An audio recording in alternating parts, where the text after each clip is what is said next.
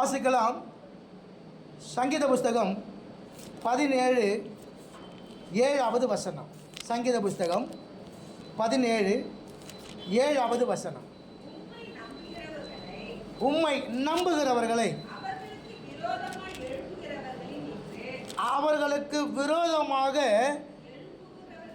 எழும்புகிறவர்கள் என்று உமது வலதுகரத்தினால் தப்புவித்து ரட்சிக்கிறவரே, உம்முடைய அதிசயமான கிருபையை விளங்க பண்ணும். கர்த்தர் நல்லவர். ஆமென்.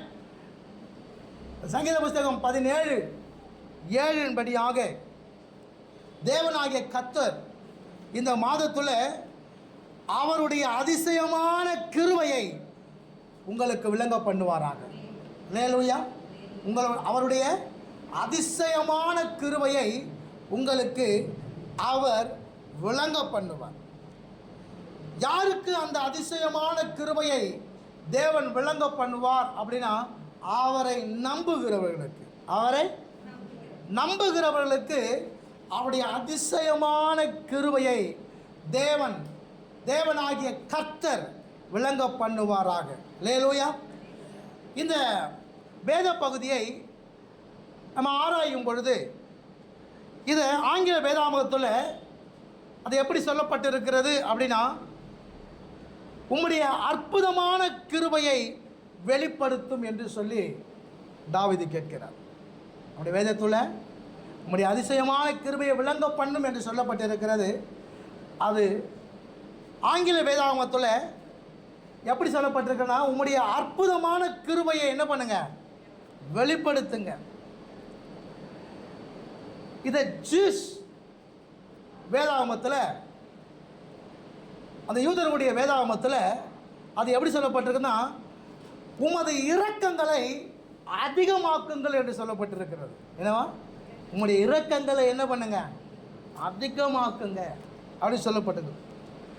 பொது மொழிபெயர்ப்பில் பார்க்கும் பொழுது அதை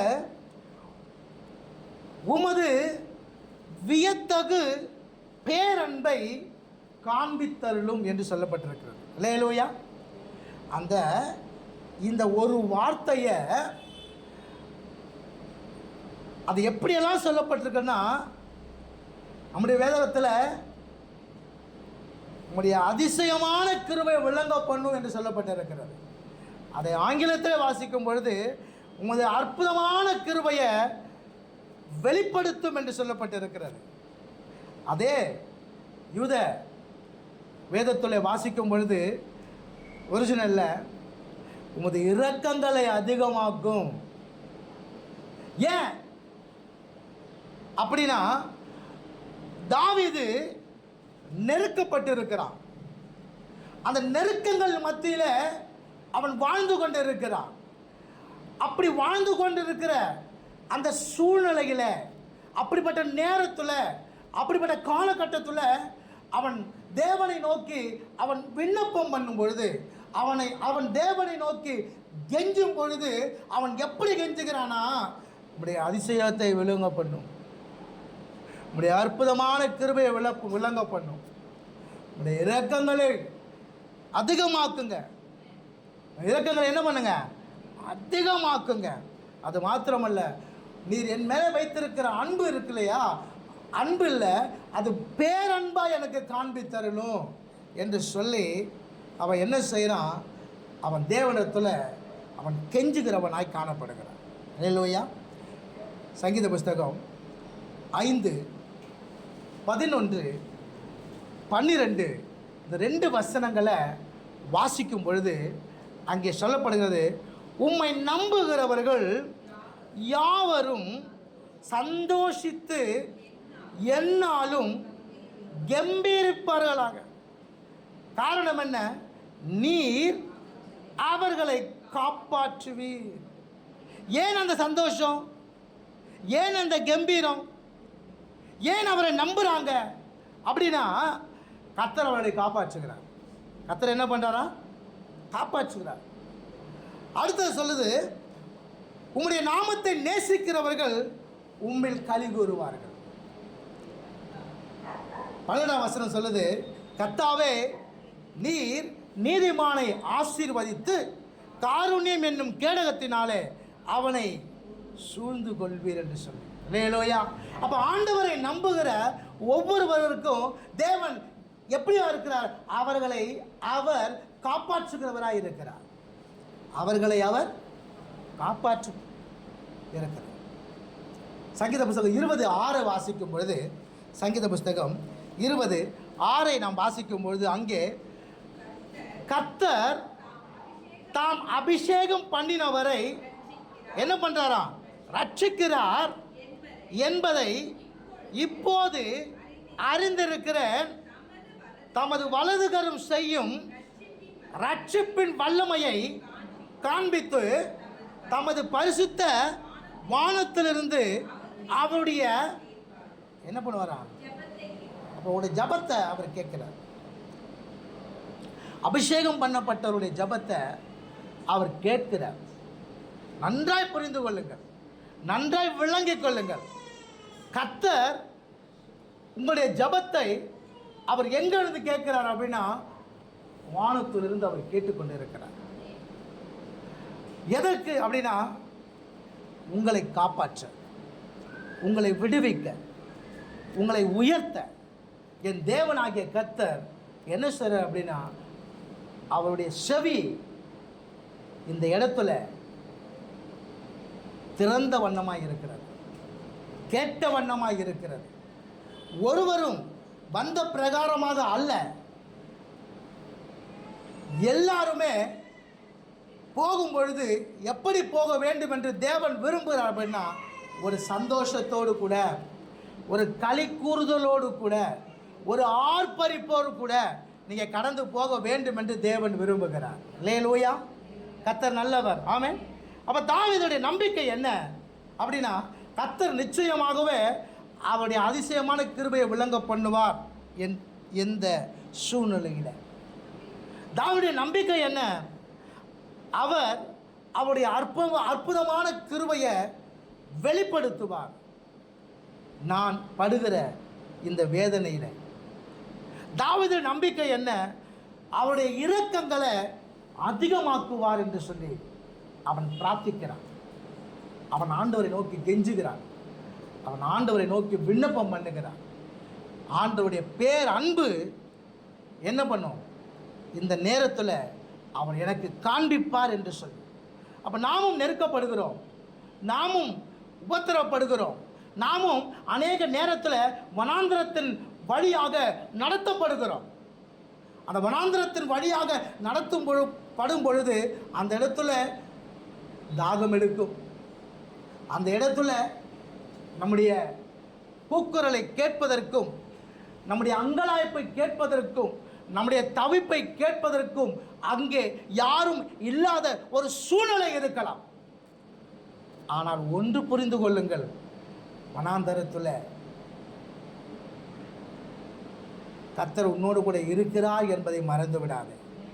நீர் மாத்திரம் தனியாக இல்லை, நீங்கள் மாத்திரம் தனியாக இல்லை, கர்த்தர் உங்களோடு கூட இருக்கிறார். இந்த நெருக்கத்தில் இருந்து கர்த்தர் உங்களை விடுவிக்க அவர் வல்லவராக இருக்கிறார். ஆமென். ஸோ நாம் என்ன செய்யணும்னா, நம்முடைய நம்பிக்கையை அதிகப்படுத்தணும். நம்ம நம்பிக்கை என்ன பண்ணும்? அதிகப்படுத்தணும். கர்த்தர் மேலே நாம் வைத்திருக்கிற நம்பிக்கையை நாம் இன்னும் அதிகமாய் அதிகப்படுத்தும் பொழுது, இன்னும் அதிகமாக அவரை நாம் தேடும் பொழுது நிச்சயமாகவே என்ன செய்வார்னா, இந்த சூழ்நிலையில் இருந்து தேவன் நம்மை விடுவித்து அவர் நம்மை காத்தருள்வார். ஆமென். தாவீதுடைய நம்பிக்கை என்ன? 1 சாமுவேல் புஸ்தகம் 17ஆம் அதிகாரம் 45வது வசனத்தில் இருந்து 57வது வசனம் முடிய ஒரு 10 வசனங்கள் இருக்கிறது. அந்த 57 வசனங்களை வாசிக்கும் போது தாவீதுடைய நம்பிக்கை என்ன என்பதை குறித்து நாம் அங்கே கவனிக்க முடியும். அல்லேலூயா. கர்த்தர் நல்லவர். இப்போ தாவீதுடைய நம்பிக்கை என்ன? வாசிங்க. 1 சாமுவேல் புஸ்தகம் 17வது அதிகாரம் 45வது வசனத்தை நாம் வாசிப்போம். அதற்கு தாவீது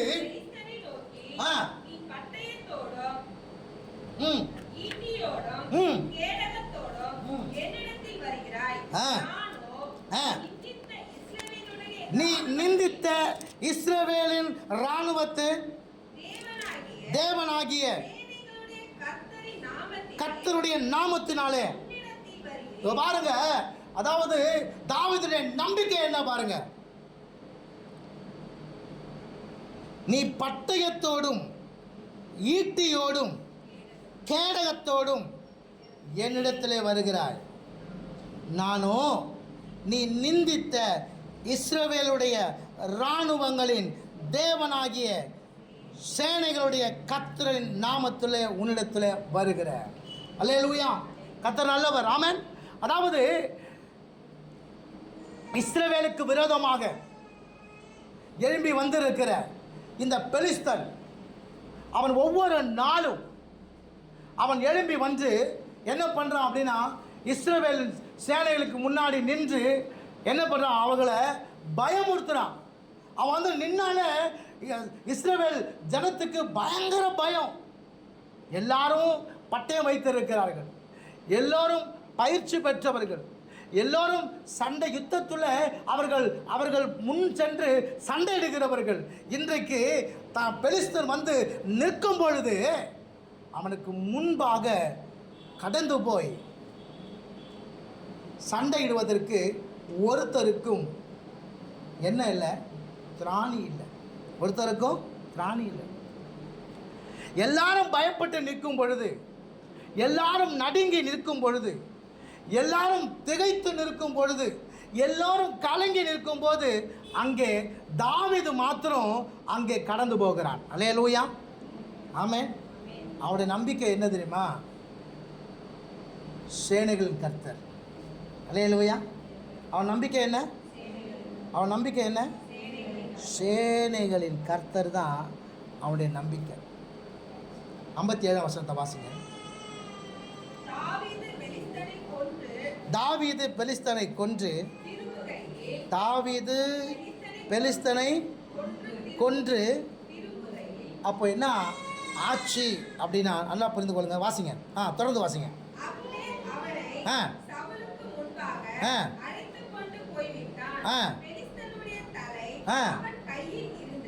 பெலிஸ்தனுடைய தலை முன்பாக அவன் எழும்பி நின்று அவன் தலையை உயர்த்தினான்.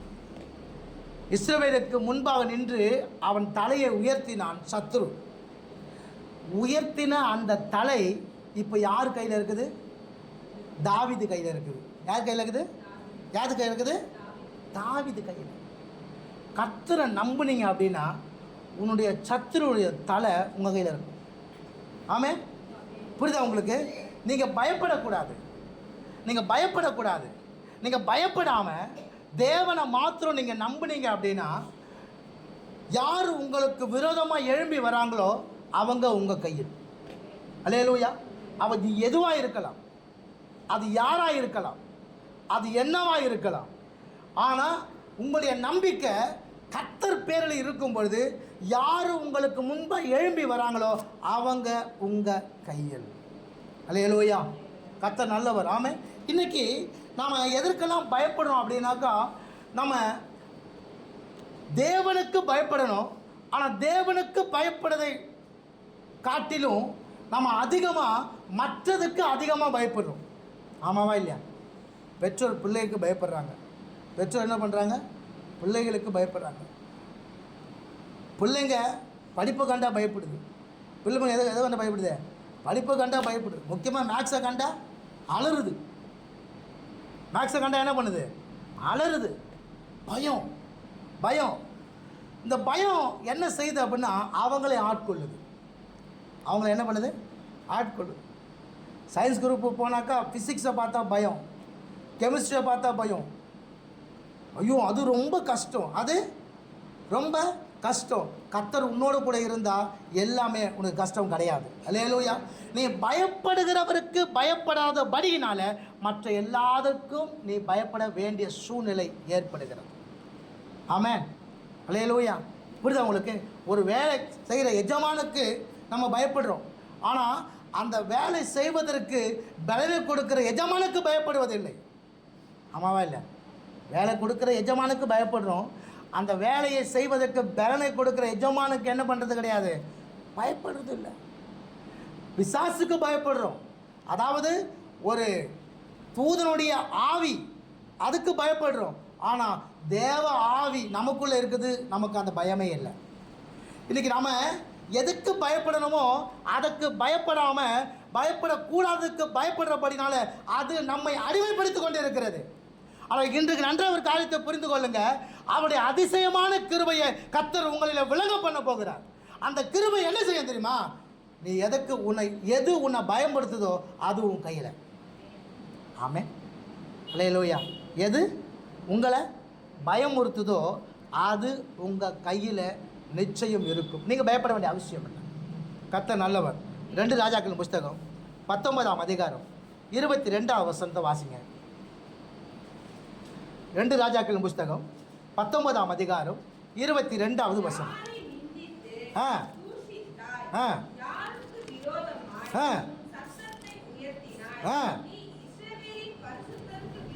நீ இஸ்ரவேலின் பரிசுத்தருக்கு விரோதமாக பாருங்க, அந்த எசேக்கியா ராஜா அவன் சொல்றான், அவனை எதிர்த்து வந்த அந்த ராஜாவுக்கு விரோதமா பேசுறான். நீ யாரை பத்தி பேசுற? அவன் தைரியமா சொல்றான், என்னை பத்தி நீ கேள்விப்பட்டது இல்லையா? நான் எந்தெந்த இடத்தை கடந்து போகணும், அந்தந்த ராஜாக்களுக்கு என்ன ஆயிடுச்சு என்பது நீ கவனிக்கலையா, நீ கேள்விப்படலையா என்று கேட்கும்போது எசேக்கியா ராஜா அவனுக்கு விரோதமாய் சொல்றான், நீ என்னை பற்றி சொல்லலை, நீ யாரை பற்றி சொல்லுமா? என்னை நடத்துகிற, என்னை ஆட்சிக்கு கொண்டு வந்திருக்கிற அந்த ராஜாவுக்கு முன்பாய் பேசுகிற. 34ஆம் வசனத்தை வாசிங்க. 34ஆம் வசனம் அதே அதிகாரத்தில்.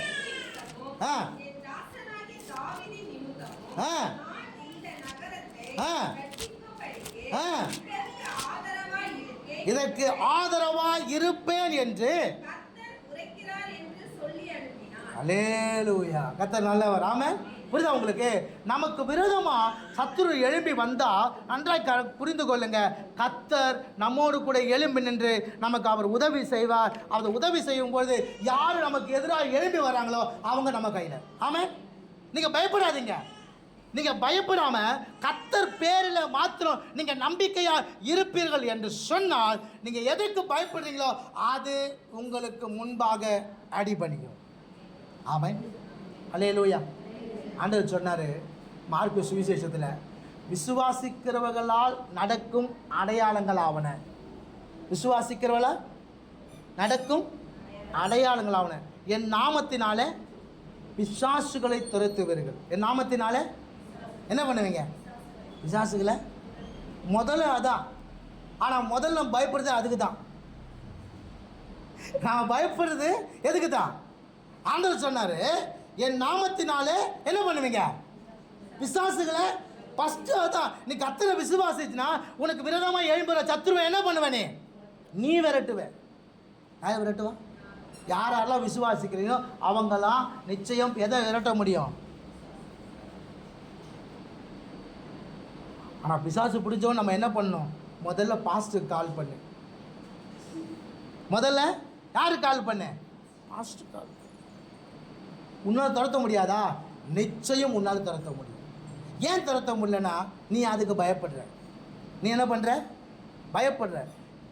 நீ எதுக்கு பயப்படுறியோ அதுக்கு நீ அடிமையாக இருப்ப. நீ எதுக்கு பயப்படுறியோ அதுக்கு நீ என்ன பண்ணுவ? நீ அடிமையாக இருப்ப. அப்போ நீ அடிமையாக இல்லாமல் நீ சுதந்திரவாளியாக இருக்கணும் அப்படின்னா நீ யாரை நம்புனா? நீ கர்த்தரை நம்பு.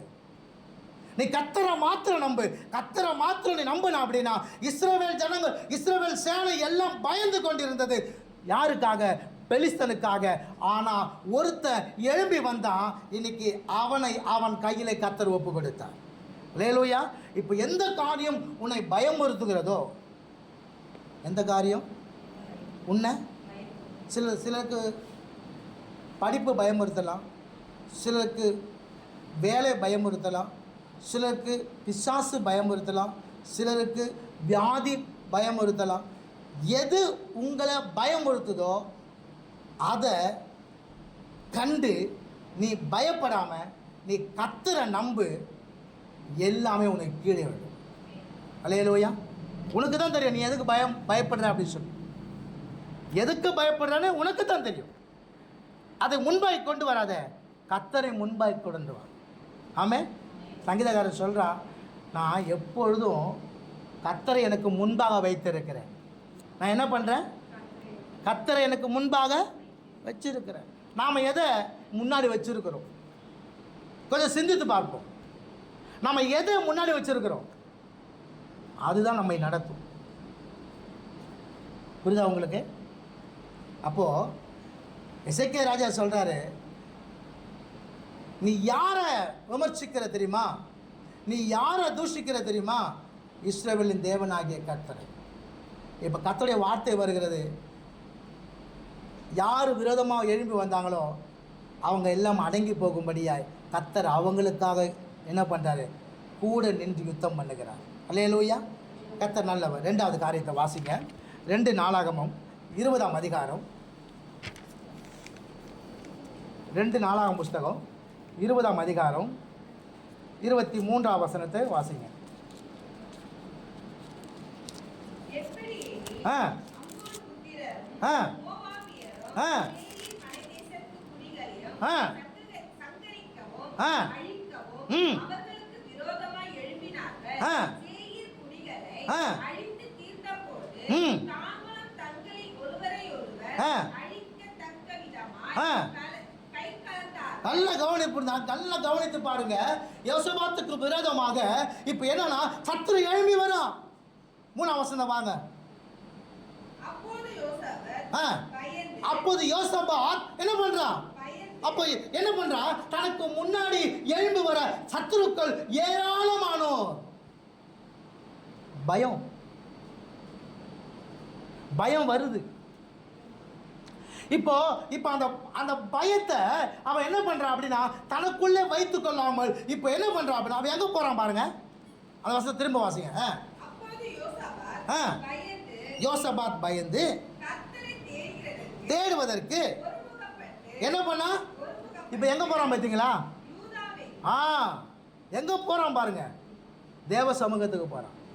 அப்போ தேவ சமூகத்துக்கு போகிறான். என்ன அர்த்தம்? அவன் என்ன பண்ணுறான் அப்படின்னா தன்னுடைய நம்பிக்கையை இப்போ யார் மேலே வைக்கிறான் அப்படின்னா கர்த்தர் மேலே திருப்புகிறான். அல்லேலூயா.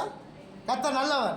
இப்போ அவனுக்கு இருக்கிற அந்த கூட்டம் ரொம்ப கொஞ்சம், ஆனால் தன்னை எதிர்த்து வருகிறவர்கள் கூட்டம் ரொம்ப ஜாஸ்தி, ஏராளமானவர் இருக்கிறாங்க. அதனால பயம் வந்துருச்சு. ஏன்னா அவன் எதிர்த்து வந்தவன் யாரு? முதல் வசனத்தை வாசிங்க.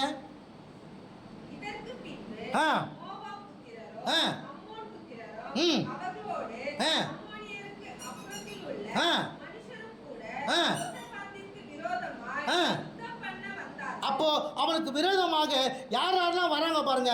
மோவாப் புத்திரர் வராங்க, அம்மோன் புத்திரர் வராங்க. அதோடு கூட என்ன பண்ணாங்க? அந்த அப்புறத்தில் உள்ள மனுஷரும் கூட யோசபாத்துக்கு விரோதமா என்ன பண்றாங்க?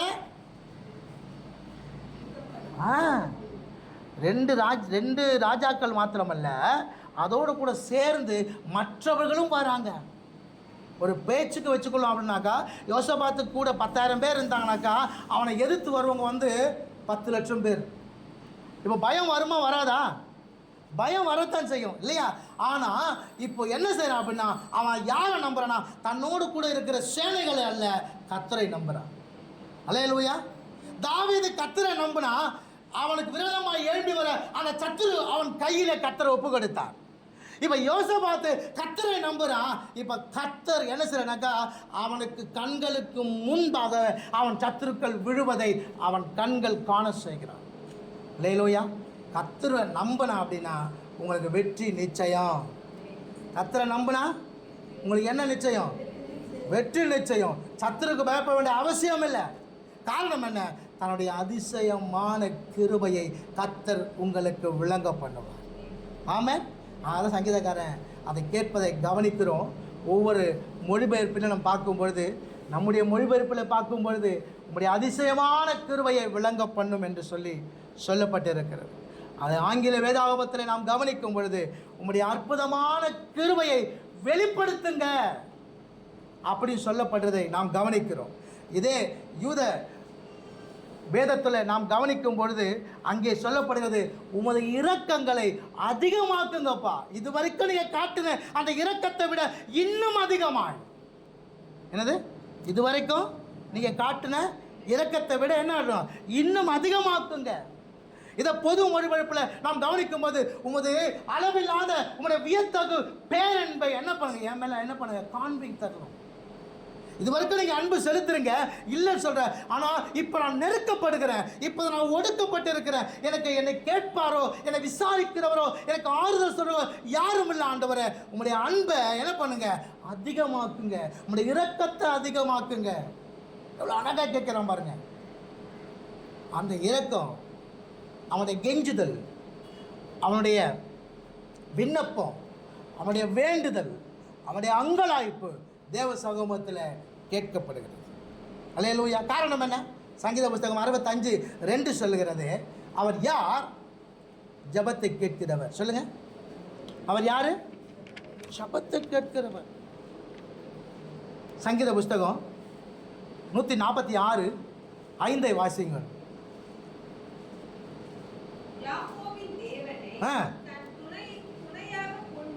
யாக்கோபின் தேவனை தன் துணையாய் கொண்டிருந்து தன் தேவனாகிய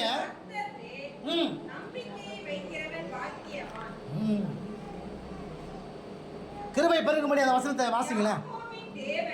யாக்கோபின் தேவனை தன் துணையாக கொண்டு இருந்து தன் தேவனாகிய கர்த்தர் மேல் நம்பிக்கை வைக்கிறவன் பாக்கியவான். அல்லேலூயா.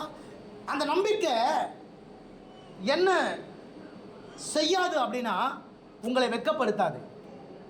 உங்களை என்ன பண்ணாது? யோபு 13:15 சொல்லுகிறது, அவர் என்னை கொன்று போட்டாலும் அவர் மேல் நம்பிக்கையாக இருப்பேன். அந்த நம்பிக்கை அவனை வெட்கப்படுச்சா? இல்லையே, அவனை உயர்த்தினது.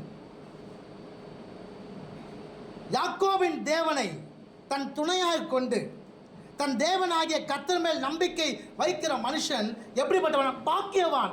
ஏன் அவன் பாக்கியவான்? ஏன் அவன் நம்புறான்? அந்த நம்பிக்கை அவனை என்ன செய்யாதுன்னா வெட்கப்படுத்தாது. ரெண்டாவது காரியம், அந்த நம்பிக்கை அவனை ஆசீர்வாதம் உள்ளவனாய் மாற்றும். ஆதியாகமம் புஸ்தகம் 32:10 வசனத்தை நாம் வாசிக்கும் பொழுது, வாசிங்க. ஆதியாகமம் புஸ்தகம் 32:10. அடியேனுக்கு தேவரீர் காண்பித்த எல்லா தயவுக்கும் எல்லா சத்தியத்திற்கும் நான் எவ்வளவு வேணும்? நான் பாத்திரன் அல்ல, நான் கோலும் கையுமாய் இந்த யோர்தானை கடந்து போனேன். இப்பொழுது இவ்விரண்டு பரிவாரங்களையும், அவன் வரும்போது வெறும் கோலும் தடியுமாக தான் போனான். ஆனால் இப்போ இரு பரிவாரங்களோடு கூட ஆசீர்வதிக்கப்பட்டன அவன் சொந்த தேசத்துக்கு கடந்து வந்திருக்கிறான். கர்த்தர் மேல் வைத்திருக்கிற நம்பிக்கை, கர்த்தர் மேல் வைத்திருக்கிற நம்பிக்கை அவனை வெட்கப்படுத்தலை. கர்த்தர் மேல் வைத்திருக்கிற நம்பிக்கை என்ன பண்ணும்? அவனை ஆசீர்வாதம் உள்ளவனாய் மாற்றுகிறது. மூன்றாவது, சங்கீத புஸ்தகம் 138:3 வாசிக்கும் பொழுது, சங்கீத புஸ்தகம் 138:3 வாசிக்கும் பொழுது, அந்த நம்பிக்கை அவனை என்ன செய்யுமா? அது தைரியப்படுத்துமா. வாசிங்க. நான் கூப்பிட்ட நாளிலே எனக்கு மறு உத்தரவு அருளினீர், என் ஆத்துமாவிலே பலன் தந்து என்னை தைரியப்படுத்தினீர். அந்த நம்பிக்கை என்ன செய்யுமா? உங்களை தைரியப்படுத்தும். முதலாவது, அது வெட்கப்படுத்தாது. இரண்டாவது, உன்னை ஆசீர்வாதம் உள்ளவனாய் அது மாற்றும். இரண்டாவது, உன்னை தைரியப்படுத்தும். எதை செய்வதற்கும், எந்த காரியத்தை முயற்சிப்பதற்கும் என்னை பலப்படுத்துகிற கிறிஸ்துவினாலே எல்லாவற்றையும் செய்ய எனக்கு பலன் உண்டு. உன்னை தைரியப்படுத்தும். என்னால் செய்ய முடியும், என்னால் முடியாது கிடையாது. காரணம் என்ன? என் தேவன் என்னோட கூட இருக்கிறார். அல்லேலூயா. நான்காவது என்ன செய்யும்? 1 நாளாகமம் 4:10 நாம் கவனிக்கும் பொழுது, 1 நாளாகமம் 4:10 கவனிக்கும் பொழுது, யாபேஸ் இஸ்ரவேலின் தேவனை நோக்கி, தேவரீர் என்னை ஆசீர்வதித்து என் எல்லையை பெரிதாக்கி உமது கரம் என்னோடு கூட இருந்து தீங்கு என்னை துக்கப்படுத்தாதபடி அதற்கு விலக்கி காத்தருளும் என்று அவன் வேண்டிக் கொண்டான். அவன் வேண்டிக் கொண்டபடியே கர்த்தர் செய்தார். ஆமென். அந்த நம்பிக்கை நான்காவது காரியம் என்ன செய்யுமா? உன்னை செழிக்க பண்ணும். என்ன பண்ணும்? செழிக்க பண்ணும். ஆதியாகமம் புஸ்தகம் 13ஆம் அதிகாரம் 2வது வசனத்தை கவனிக்கும் போது 12ஆம் அதிகாரத்தில் தேவன் ஆபிரகாமை அழைக்கிறார். வா, உன் தேசத்தையும் உன் இனத்தையும் உன் தகப்பன வீட்டையும் விட்டு வா, நான் உன்னை பெரிய ஜாதியாக்குவேன், உன்னை நான் ஆசீர்வதிப்பேன். ஆண்டவர் சொல்றாரு. அப்ப அவர் சொன்னதை கர்த்தர் செய்தாரா? அந்த வசனம் சொல்லுது, வாசிங்க. ஆதியாகமம் புஸ்தகம் 13:2. ஆபிரகாம் மிருக ஜீவன்களும் வெள்ளியும் பொன்னுமான ஆஸ்திகளை உடைய. அல்லேலூயா. அந்த நம்பிக்கை என்ன பண்ணும்? கர்த்தர் என்னை அழைத்தால் நான் அவரை நம்பி போகிற அந்த நம்பிக்கை என்ன செய்யும்? உன்னை செழித்திருக்க பண்ணும். ஆதியாகமம் புஸ்தகம் 26:12 வசனத்தை கவனிக்கும் பொழுது, ஆதியாகமம் புஸ்தகம் 26:12 வசனத்தை நாம் கவனிக்கும் பொழுது, ஈசாக்கு அந்த தேசத்துல விதை விதைத்தான். கர்த்தர் அவனை ஆசீர்வதித்து அந்த வருஷத்தில் கர்த்தர் அவனை ஆசீர்வதித்ததினால அந்த வருஷம் அவன் எத்தனை மடங்கு ஆசீர்வாதத்தை பெற்று கொண்டானா? அல்லேலூயா. நம்பிக்கை, அந்த நம்பிக்கை உன்னை வெட்கப்படுத்தாது. ஆண்டவர் மேல் நம்பிக்கை, அந்த நம்பிக்கை உன்னை ஆசீர்வாதம் உள்ளவனாக உன்னை மாற்றும்.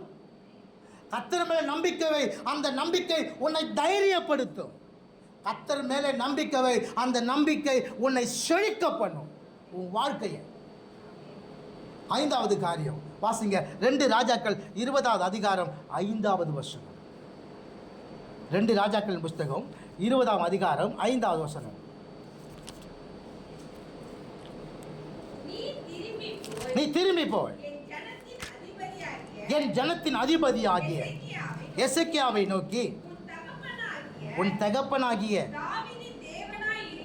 தாவீதின் தேவனாய் இருக்கிற கர்த்தர் சொல்லுகிறது என்னவென்றால், உன் விண்ணப்பத்தை கேட்டேன், உன் கண்ணீரை கண்டேன், இதோ நான் உன்னை குணமாக்குவேன். 3ஆம் நாளிலே 3ஆம் நாளிலே நீ கர்த்தருடைய ஆலயத்துக்கு, நீ கர்த்தர் மேல் வைத்திருக்க நம்பிக்கை என்ன செய்யுமா? பரலோகத்தையே திறக்க வைக்கும். அல்லேலூயா. கர்த்தர் மேல் வச்சிருக்க நம்பிக்கை என்ன பண்ணும்? நீ வேண்டிக் கொள்ளும் போது பரலோகம் என்ன பண்ணும்? திறந்து உனக்கு பதிலை கொண்டு வரும். ஆமென். 6வது காரியம் வாசிங்க. மத்தேயு சுவிசேஷம் 15:25 வாசிங்க. சங்கீதம் 118:13 வாசிங்க. சங்கீதம் 118:13 வாசிங்க.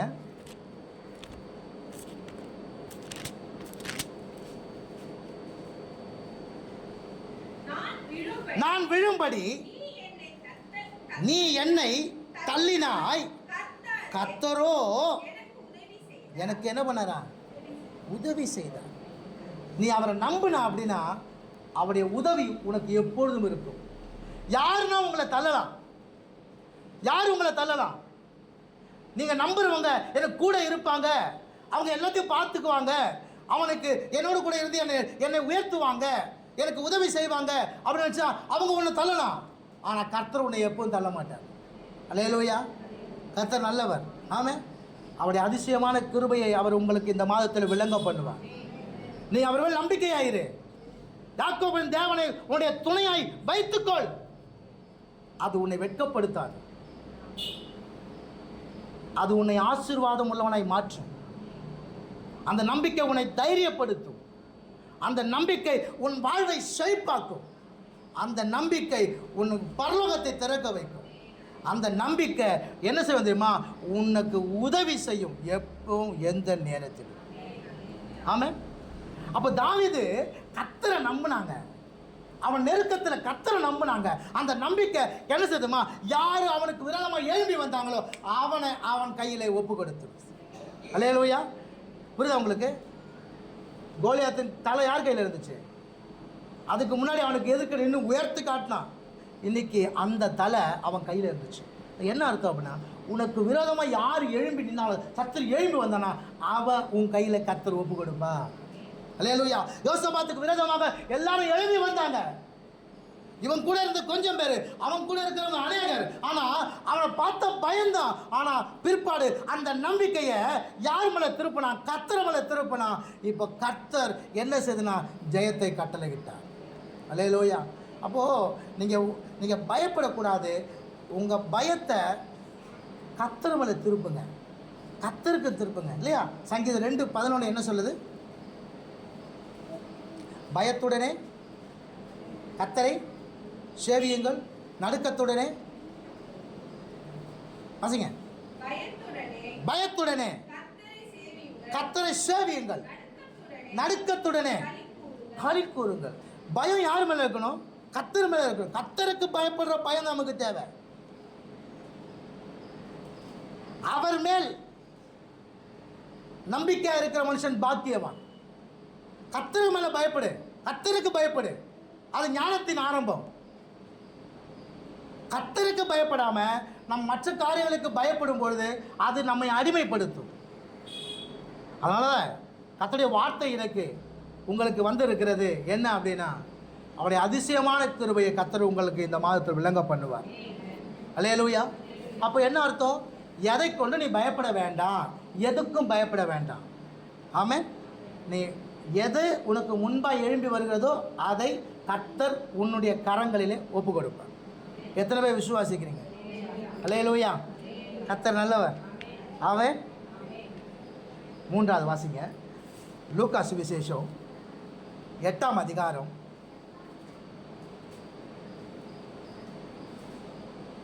40 வாசிங்களேன்.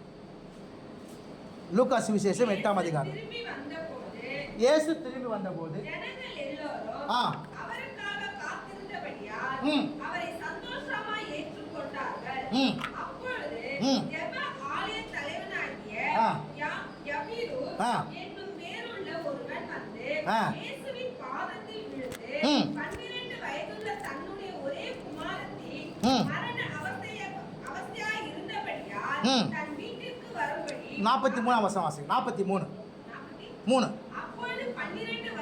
அப்பொழுது 12 வருஷமாய் பெரும் பாடு உள்ளவளாய் இருந்து தன் ஆஸ்திகளை எல்லாம் வைத்தியருக்கு செலவழித்தும் ஒருவனாலும் சொஸ்தமாக்கப்படாத இருந்த ஒரு ஸ்திரீ வந்து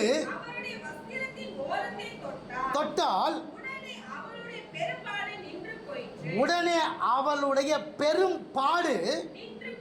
நமக்கும் நிறைய பெரும் பாடு இருக்கத்தான் செய்கிறது. நமக்கும் பெரிய பாடு இருக்கத்தான் செய்கிறது. அந்த பெரும்பாடு நம்மை விட்டு போறதா இல்லை. நாம எவ்வளவோ நம்முடைய பலத்தை கொண்டு முயற்சிக்கிறோம், நம்முடைய அறிவை கொண்டு முயற்சிக்கிறோம், நம்முடைய புத்தியை கொண்டு முயற்சிக்கிறோம், நமக்கு வைத்திருக்கிற அந்த ஞானத்தை வைத்து முயற்சிக்கிறோம். ஆனால் ஒன்றும் அந்த பெரும்பாடு நம்மை விட்டு நீங்கி போறதா இல்லை. இல்லையா? கர்த்தர் நல்லவர். ஆனால் கவனித்துக் கொள்ளுங்கள், இந்த வேத பகுதி லூக்காலையும் வருது, மத்தேயிலும் வருது, மார்க்லையும் வருது.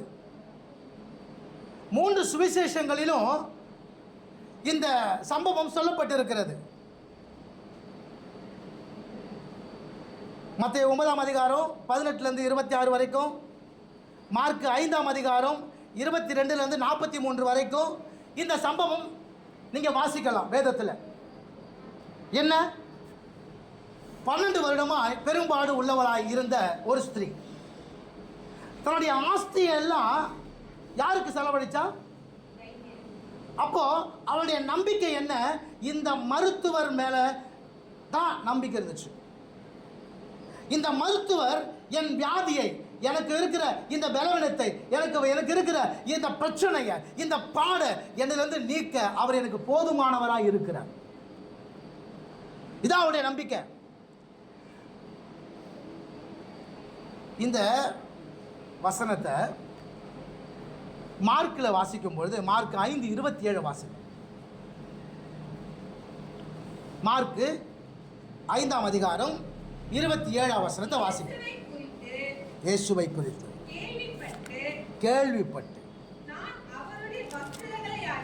நான் அவருடைய வஸ்திரங்களை ஆகிலும் தொட்டால், இயேசுவை குறித்து கேள்விப்பட்டு நான் அவருடைய வஸ்திரங்களை யாகிலும் தொட்டால், 43 வாசிக்கும் போது வாசிங்க. அப்பொழுது 12 வருஷமாய் இருந்து தன் ஆஸ்திகள் எல்லாம் செலவழித்தும் ஒருவனாலும் ஒரு ஸ்திரீ வந்து அங்க தொட்டால், அங்கே சொல்லப்படுவது வஸ்திரத்தின் ஓரத்தை தொட்டால். இங்கே மார்க் 5:27 வாசிக்கும் பொழுது வஸ்திரத்தை ஆகிலும் வித்தியாசம் இருக்கிறது. ஆகிலும் தொட்டால், அப்போ அவன் எதை தொட்டா அப்படின்னு சொல்லி பார்க்கும் பொழுது அவன் எதை தொட்டால் அப்படின்னா, அந்த ஆசாரியர்கள் அவங்களுடைய ஆடையில் இந்த இடத்துல ஒரு ப்ளூ துண்டு ஒன்று வச்சுருக்கோம், ஒரு வஸ்திரம். அதில் வசனங்கள் எழுதியிருக்கும். அது என்ன பண்ணுறோம், வார்த்தைகள் எழுதியிருக்கும். அது கீழே என்ன பண்ணிருக்கோம் அப்படின்னா மாதுளம் பழம் அதை கீழே கட்டப்பட்டிருக்கும். சரியா? இப்போ அவங்க நடக்கும் பொழுது அதோட வெயிட்டில் என்ன பண்ண தெரியுமா, அந்த ப்ளூ அந்த துணி என்ன பண்ணுதுமா, முன்னாடி பின்னாடி போகும், முன்னாடி பின்னாடி போகும். புரியுதா உங்களுக்கு? இப்போது அதை பார்க்கும் பொழுது அவர்களுக்கு என்ன ஞாபகம் வருதுமா, நாங்கள் கனி உள்ள வாழ்க்கையை என்ன பண்ணோம், வாழணும் அப்படின்னு அவங்களுக்கு முன்பாய் கடந்து போகும். இப்போ அந்த ஸ்திரீ எதை தொட்டால் தெரியுமா, அந்த துணியை தொட்டால் பார்த்தீங்களா, அந்த துணி அல்ல வார்த்தையை தொட்டால். அந்த துணியில் எதை எழுதப்பட்டிருக்கோம், வார்த்தை. இப்போ மார்க் 5:27 கவனிக்கும் பொழுது அவ சொல்றா, நான் வஸ்திரத்தின் ஓரத்தை ஆகிலும் தொட்டு. புரியுதா உங்களுக்கு? அதே நம்ம பழைய ஏற்பாட்டில் வாசிக்கும் போது அது எதை தொட்டால் அப்படின்னா அவ வசனத்தை வார்த்தையை தொட்டா. எதை தொட்டா வார்த்தையை தொட்டா. இதை லத்தீனில் பார்க்கும் பொழுது அது என்ன எழுதப்பட்டிருக்குது, அவர் காயத்தை பற்றி கேள்விப்பட்டு, அவர் காயத்தை பற்றி கேள்விப்பட்டு. இன்னும் ஆண்டவர் அடிக்கப்படலை இல்லையா? ஏசாயா 53:4 சொல்லுகிறது. 3:4 வாசிக்கும் பொழுது அவருடைய தழும்புகளாலே நாம் குணமாகிறோம். இருக்குதா? கடைசியா 4ஆம் வசனத்தை வாசிங்க. 53:4 ஏசாயா 53:4 வாசிங்க. மெய்யாகவே ஏற்றுக்கொண்டு சுமந்தார், நாமோ அடிபட்டு எண்ணினோம்.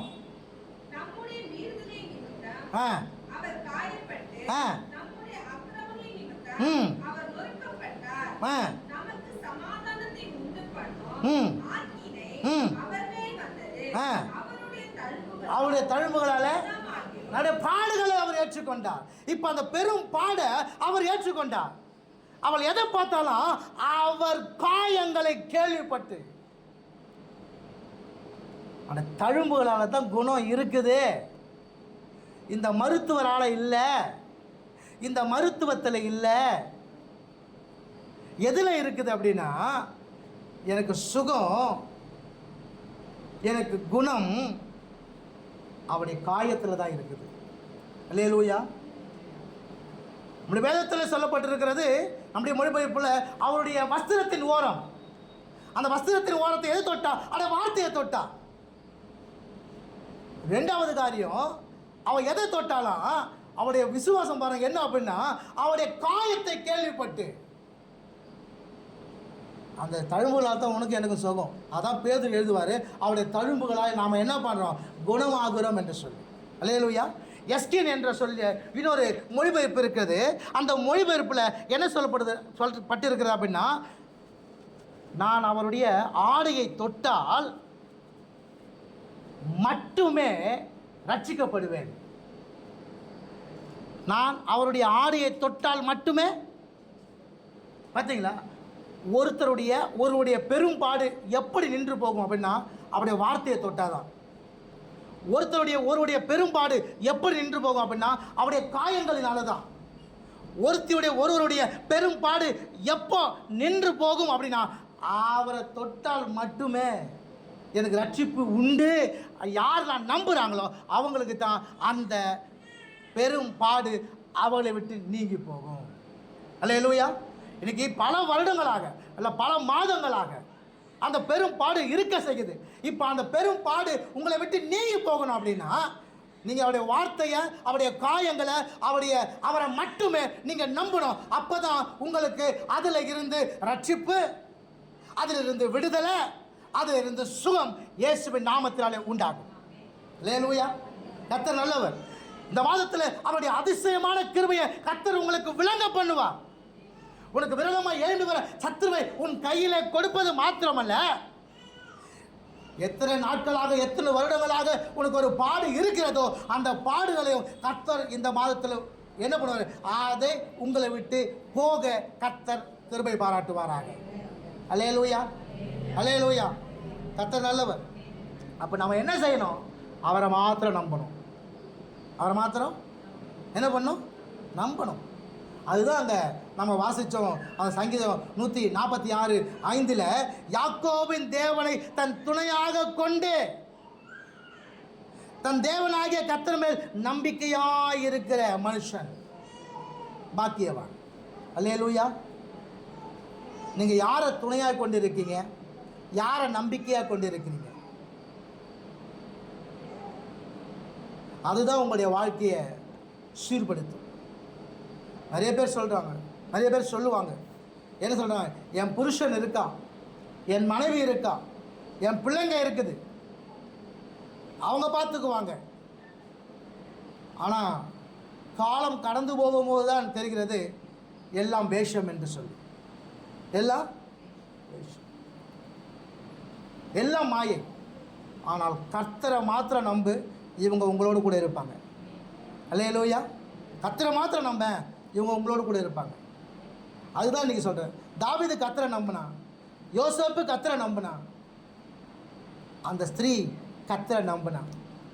நீங்கள் கர்த்தரை நம்புங்க, நிச்சயமாய் அது ஒரு நாளும் உங்களை வெட்கப்படுத்தாமல் உங்களை ஆசீர்வதித்து உங்களை தைரியப்படுத்தி உங்கள் வாழ்க்கையை செழிப்பாக்கி பரலோகத்தை திறந்து பதிலை அனுப்பி உங்களுக்கு உதவியை உங்கள் வாழ்க்கையில் கொண்டு வரும்.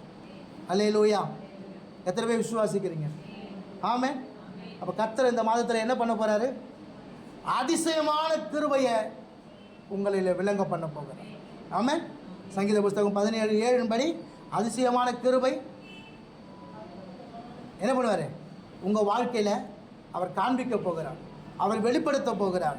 நிச்சயமாகவே எல்லா காரியங்களும் உங்களை விட்டு நீங்கி போகும். ஆமென், ஆமென்.